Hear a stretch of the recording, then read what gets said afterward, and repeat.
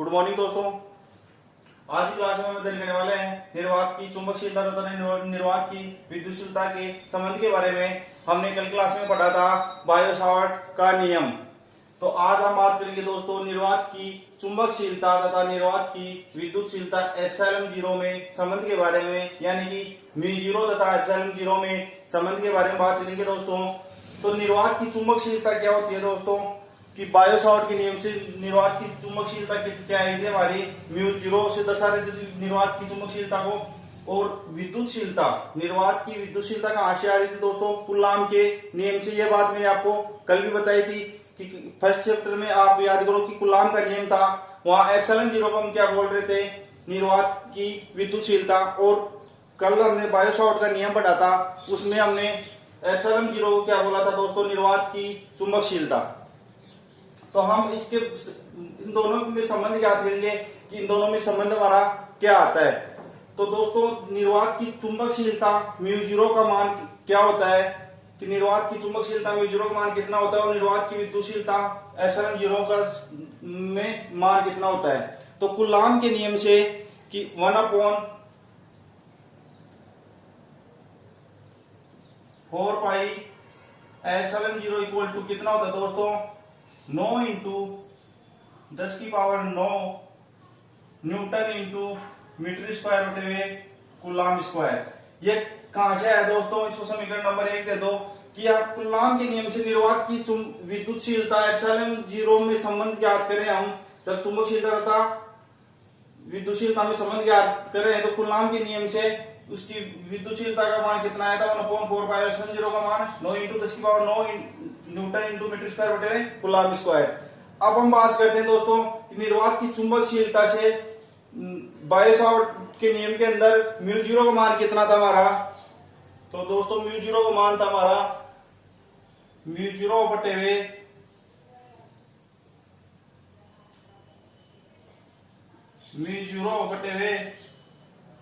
4 equal to 10⁻⁻7 Newton बटे हुए ampere square. यही था हमारा कि म्यू जीरो बटे हुए 4 इक्वल टू 10⁻⁻7 न्यूटन बटे हुए एम्पीयर स्क्वायर। ये दोस्तों दोनों मान कहां से है, एक तो आया हमारा कुलाम के नियम से, एक आया हमारा बायो सावर्ट के नियम से। ये दोनों मान आ गए। आपको इस संबंध में कुछ ध्यान में नहीं रखना है दोस्तों, ये दोनों समीकरण यदि आपको पता है तो आप इन दोनों में संबंध आसानी से ज्ञात कर सकते हैं। और आपको एग्जाम में 2 नंबर में क्वेश्चन में 1 नंबर में पूछ सकता है, 2 नंबर में पूछ सकता है, या आपको कंपटीशन एग्जाम में भी डायरेक्टली ऑप्शन में पूछ सकता है कि निर्वात की चुंबकशीलता तथा विद्युतशीलता में संबंध कौन सा है। तो वहां पे ऑप्शन में दिए हुए होंगे, तो आपको ऑप्शन में टिक लगाना है कि कौन सा होगा। तो आपको ये दोनों समीकरण याद रखनी है, कौन सी, 1/4 epsilon zero equal to 9 into 10⁻9 newton into metre square बटे कुलाम स्क्वायर, ये इसका मात्रक होता है। तो ये तो कहां से है दोस्तों, कुलाम के नियम से। और mu zero 4 equal to 10⁻⁻7 newton पर एम्पीयर स्क्वायर, ये कहां से है दोस्तों, बायो सावर्ट के नियम से, जो कि हमने पिछले वाली क्लास में अध्ययन किया था। इससे जस्ट पिछले वाली क्लास में एक बार यदि नहीं देखी है तो दोस्तों देखना बायो सावर्ट का नियम। तो ये वहां से आ गया।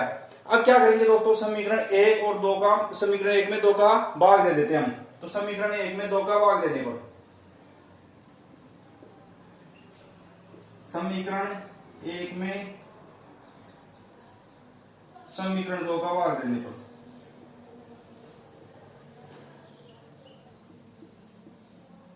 समीकरण 1 में 2 का भाग देंगे दोस्तों, 1/4 एप्सिलॉन जीरो।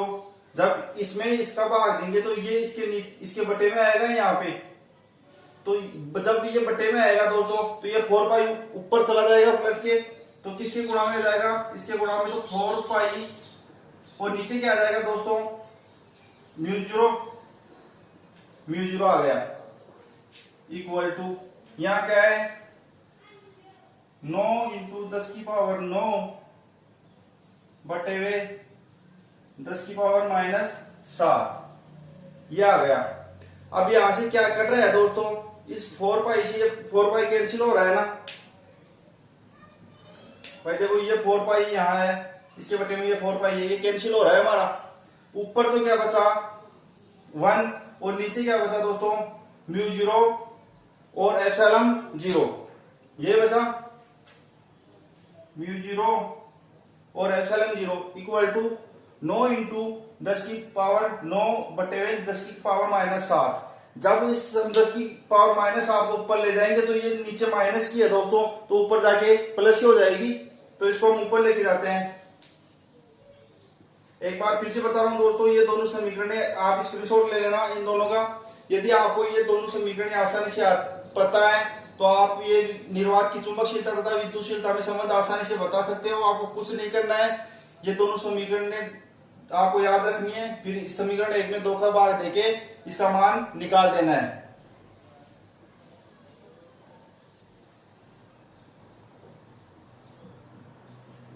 तो यहां पे क्या बचा दोस्तों 1 नीचे एप्सिलॉन 0 म्यू 0 इक्वल टू या 9 इंटू 10 की पावर 9। अब बात करते हैं दोस्तों इसकी, ये यहां नीचे माइनस में है 10 की घात -7 नीचे माइनस में, जब इसको हम ऊपर लेके जाएंगे तो ये प्लस में हो जाएगी इंटू 10 की घात 7। आधार समान होने पर घातें जुड़ जाती हैं, ये आपको पता है कि आधार दोनों के क्या है समान है, तो घातें क्या हो जाएगी दोस्तों जुड़ जाएंगी। तो इन दोनों की घातें जुड़ जाएंगी, तो यहां इन दोनों की घातों को जोड़ के लिख देते हैं हम, कितने हो जाएंगे 16 हो गई। तो 1 upon epsilon 0 mu 0 equal to, हम इसको क्या लिख सकते हैं दोस्तों 9 इंटू 10 की पावर 16 क्या लिख सकते हैं हम 3 इंटू 10 की पावर 8 का होल स्क्वायर। इस प्रकार भी लिख सकते हैं कि 3 का स्क्वायर 9 और 10 की पावर 8 इंटू 2, तो ये गुणा हो जाएगी 8 दूनी 16, यानी कि 10 की पावर 16 9 इंटू 10 की पावर 16, ये वापस आ रहा है हमारा कंप्लीट। तो इसको हम इस प्रकार भी लिख सकते हैं,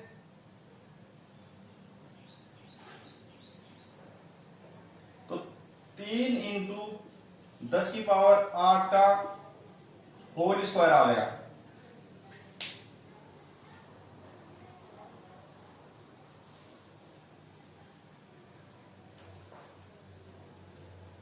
तो इधर क्या है दोस्तों 1 बटे एप्सिलॉन 0 म्यू 0 इक्वल टू, ये क्या है दोस्तों प्रकाश का वेग c इक्वल टू कितना होता है 3 इंटू 10 की पावर 8।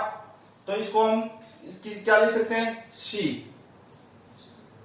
की पावर 2, तो इसको डायरेक्टली लिख दो, c स्क्वायर हो गया डायरेक्टली c स्क्वायर। तो एक तो हम इस प्रकार से भी लिख सकते हैं दोस्तों, आपको कंप्यूटेशन एग्जाम में एक तो ऑप्शन भी ये दिया हुआ हो सकता है कि c स्क्वायर इक्वल टू 1 बटे म्यू 0 एप्सिलॉन 0। एक तो आपको कंप्यूटेशन एग्जाम में ये भी दिया हो सकता है, और दूसरा